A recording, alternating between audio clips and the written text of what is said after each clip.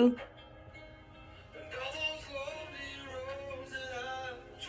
I love the song. There was Jesus. Welcome to Unorthodox. I'm Brenda. Welcome.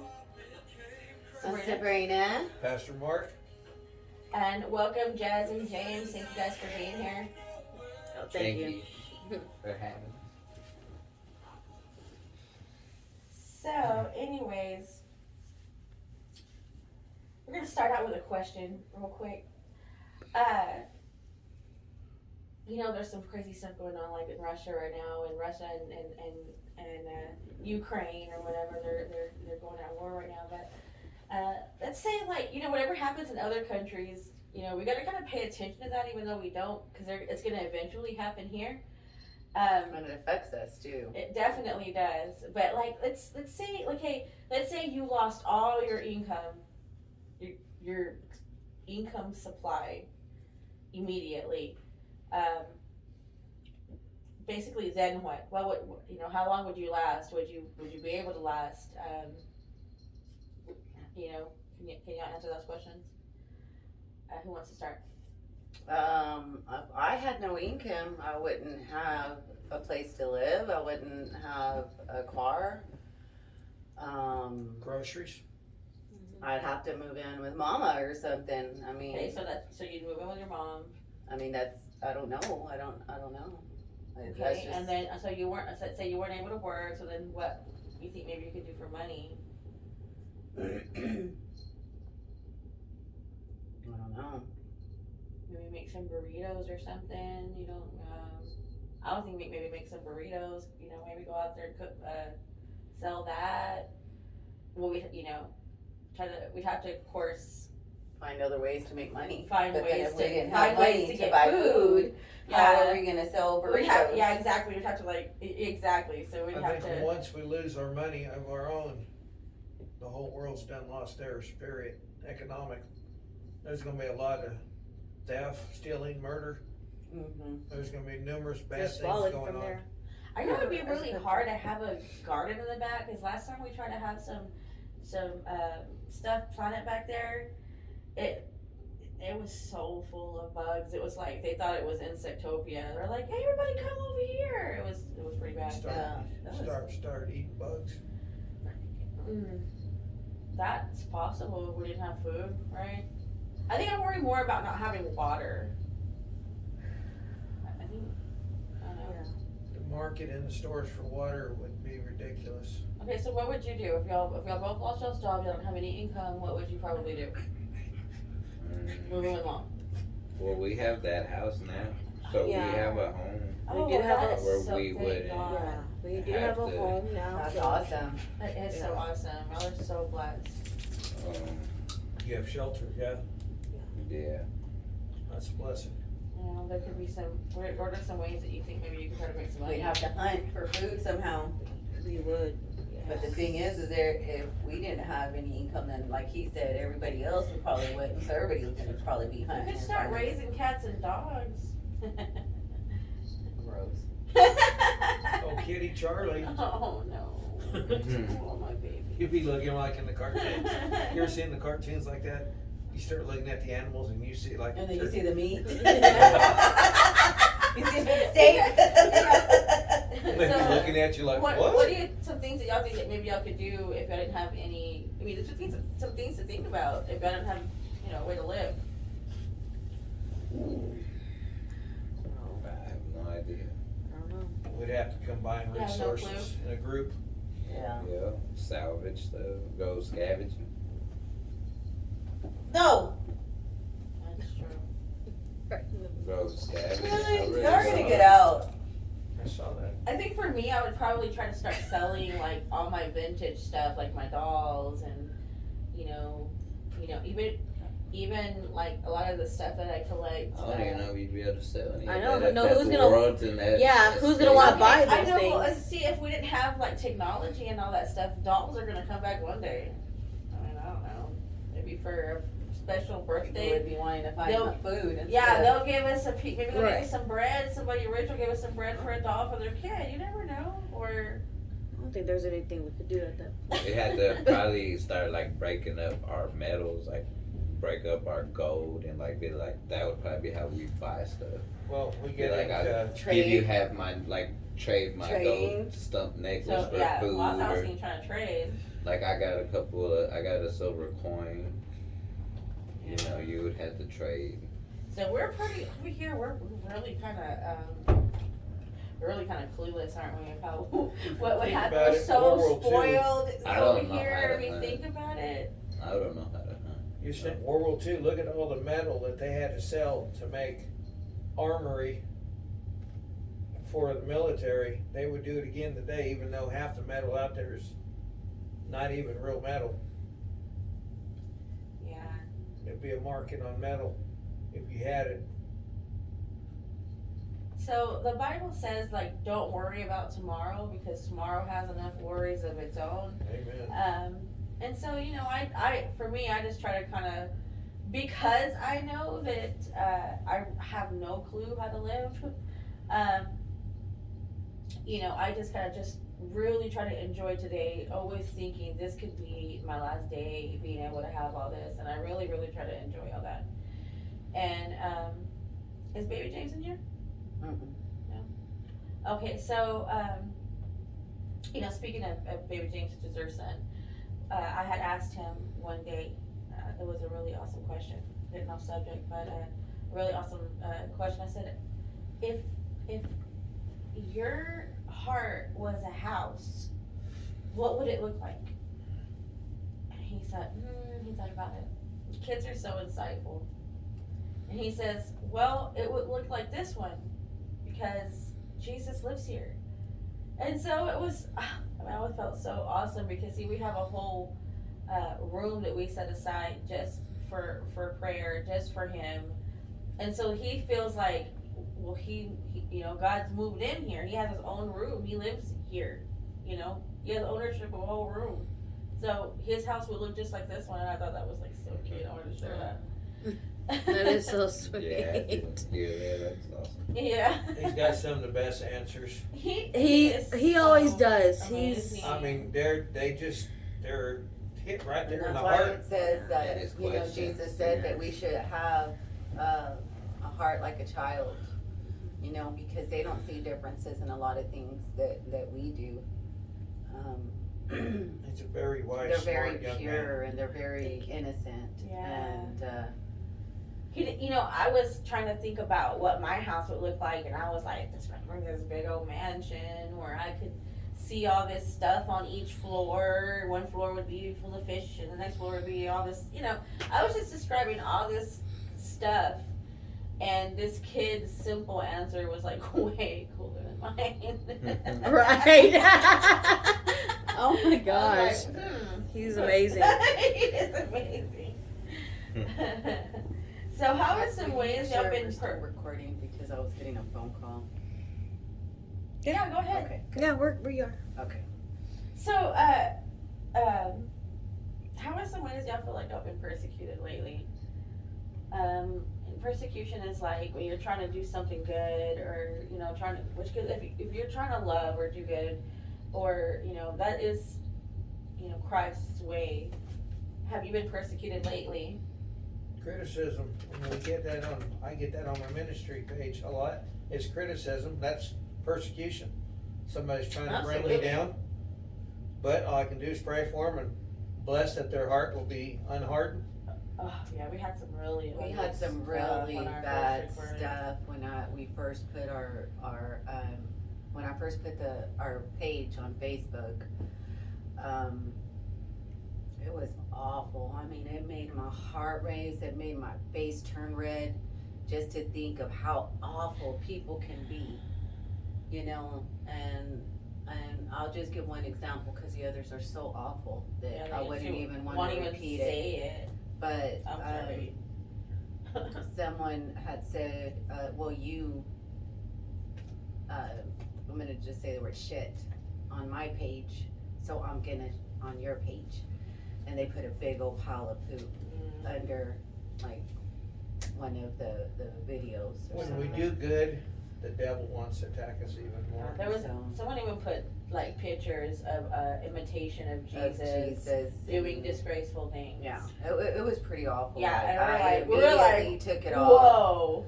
And We didn't take off our video. We took off those comments, The and comments. blocked those people and just moved on. There was no point in going back and forth with We open that. the door. was it hot? No, I need it. Or can we turn on the fan? That's just the Scent? Scent. scent. Yeah. Oh, is it already off already? No, it's not, but it's cool. You can turn it off if you No, we're good. So, yeah, so it was really bad. And then, like, you know, you were talking about earlier that, you know, at work, because she's runs an entire office, and we won't, you know, bring in the name of that office, but she runs a whole office, and she's always having to intervene because the higher ups are always trying to do some sort of manipulation in order to cut the funding of the workers that are under her watch. And so she's like constantly having to fight with them, and they're constantly trying to make her feel like she's you know, that she doesn't know anything because she hasn't been part of their company. They're recently have been added, and so yeah, she's been doing a lot of that. You want to talk about that? I don't know. I just get constantly. How do you deal with it? I deal with it by praying about it, because at the end of the day, I mean, the company doesn't belong to me, and I do work for somebody else. Do you allow it Now- to drain you? And, Yesterday, I can say I did get drained. I did step out of character for a moment, you know, because again, we're human, we're flesh, we're not perfect. And I let everyone's energy spark a fuse in me, and I was like just kind of very frustrated. So by the time I got home yesterday, I mean, I was so drained. I was drained emotionally, you know. I was just, because I feel like these people at the office are my kids, and so I gotta like defend them, and I gotta make sure I'm doing what's right by them. But I'm hoping things will settle soon. It's just kind of been that way for a while. yeah. But you know, it's at the end of the day, we're not the old company we used to be, and we just gotta try to move forward and know that ultimately, you know, God is the boss. That's true. And that's how I feel about it. I know He is my boss, and whatever He wants to make happen, He can. And so that's kind of how I view things. And I also just make sure that I don't react out of frustration, and try to make sure I pray about it, and before I say anything Ever seen my water? or right there. So do you think this stuff's made you like a stronger person over time? Oh, I know it has. I know I've gained a lot of patience. I know that I used to be persecuted a lot by an old coworker. I mean, daily. And so I know that I learned patience with him to where I could do what I'm doing now. Every now and again, yes, I'm like, you know, like step out of character and kind of not blow up at them, but just, you know, like, gosh, why is this happening? You know, why are y'all doing it? Why is this going on? But the next day, of course, thank God that there's, you know, a new morning every day, and you know, I just got to move forward and push harder, you know, and kind of go from there. But yeah, I mean, we do get persecuted all the time whenever we do something or we make a mistake, and people are constantly saying, oh, I thought you were a Christian, you know, and it's not by the things we do or what we say. They it's tell you that on the because phone, like the customers just- or the people that work for you, or just, you know, people in general, you know what I mean? I Not basically the people I work for, because they actually have the people that are under me, they're actually very supportive, and I feel like they got my back and I got theirs. how are y'all persecuted at work or?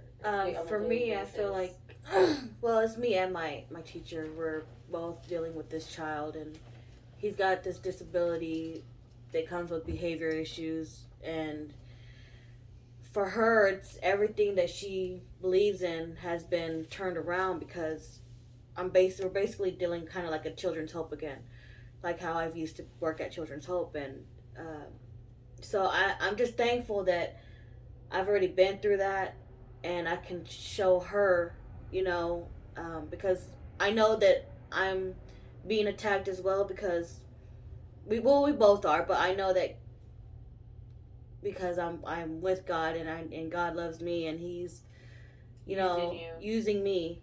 Yeah. And so the whole school knows about this child, and all eyes are on us still.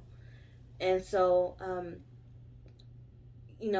she's trying to be the best teacher that she can possibly be, and how can she when this child has been kicked out of 8 daycares? Wow. Everybody has given up on him. Have y'all prayed for him? Are y'all allowed to? We have to. I mean, she has to. We have no choice but to, because we're working with him daily, and all we can do is just try our best every day. And I'm like, well, tell her that we're just surviving every day until May to get here, because it's all we can do. I mean, just gotta keep praying to break that barrier. Yeah, and then she's that like, wall. yeah, we're just like, are we doing good? Because we're not being reassured either by our admin, or nobody's sitting there telling us, you're doing a good job. Yeah, we're just trying to. Everybody does. It's okay, even. Yeah, exactly. But they don't even know what to do. Nobody knows what to do, and we can't let him go. He has to stay with us. So it's been very difficult. Every day. Oh my gosh. You gotta be like David and conquer your giants. Yeah, conquer the giant. We're trying to. We're like at the end of the day, So he's 3. He's it 3-year-old. Just like a disability, or is it like something he's dealing with at home, or what? He's a fetal alcohol. Oh, So that with comes with behavior issues. Yeah. And he really can't be. They really can't diagnose him to like 7 or something like that. Wow, that's sad. Yeah, it is sad. All this technology in the world. And it's so hard on teachers these days. And then their pay is not being raised. So many people are not even wanting to work, which is awful, because we actually have the privilege of working in this country, and people don't want to, and the people that do want to are not being rewarded whatsoever. Or, I mean, not that we at the same time we have to be happy with the jobs that we have, but at the same time, I'm not being rewarded by the people I work for, but I am being rewarded by God. Yes, exactly. I am. Every day He blesses us. That's the thing about taking Christ out of the church. I mean, out of church. School. Taking Christ out of the schools. You're taking right. Christ out of churches too. Yeah, they that's definitely. a different story. For sure. We're trying to do that now. Yeah. We did that. And so, James, is there any persecution that you deal with at work? When you're trying to do good in your position? No, not in particular at the moment. That you can think of? Not really, no. Okay. So I've been reading and listening to a lot of stories on martyrs around the world. And so, it's almost illegal to worship Christ just about anywhere else, you guys. I'm on like everywhere in the world but here. And it's like everybody here, I don't know if they're just too busy or too comfortable, but everybody here, which works the least than in every other place in the country, is the most tired. We have more people taking their lives here than we do in other countries that are trying to, like, that have problems, with famine and not being able to eat, and they're just trying to survive. They're not trying to kill themselves. And so, in China, they're using COVID to control the Chinese, and so they made all the Chinese have to have a certain tracking app on their phone, and so they track where you are at all times and track what you're doing and your messages and your phone calls and everything. And what they do is when people get together for Christian groups at home and stuff like that, they'll put them on like code red, or the red light will turn on, and they're not allowed to leave their homes. And they make it seem like they have COVID, and so they've used COVID a lot for any underground churches. Of course, Bibles are completely illegal in China. I mean, they're not even allowed. They've gotten into it with Apple because they don't want any sort of Bible apps or to be allowed to be used in China.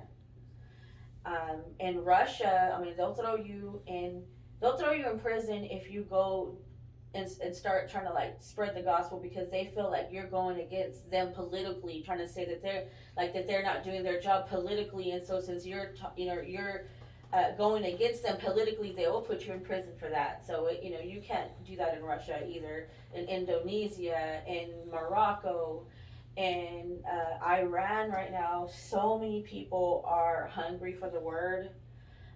We have a brother down there that started a radio station, a Christian radio station in Iran, and he was like, he was hoping that just maybe 20 people might call in. And within 30 minutes, 800 people called. And the people down there are just so tired of the regime. They're so tired of, the persecution and stuff like that. They're so sick of it, and they're so hungry for Jesus down there. And of course, Islam, they're over there.